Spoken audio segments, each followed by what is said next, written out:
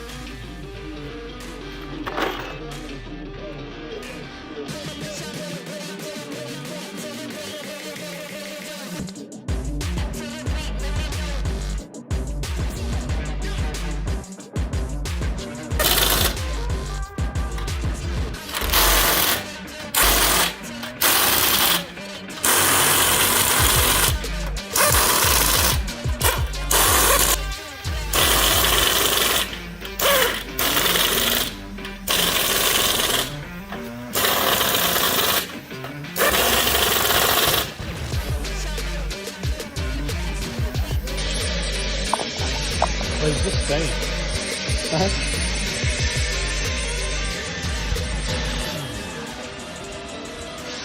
Yeah, it's spinning it.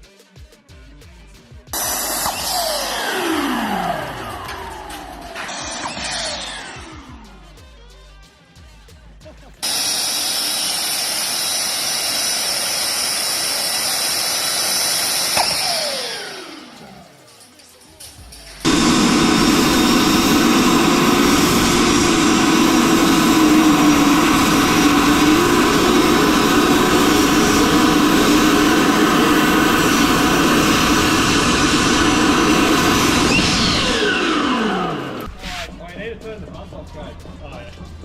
Look at the door. I'm staying away from that. The door is just like... Oh, you need to turn the pump off gate. Oh, yeah. What do you reckon, Trav? She went alright?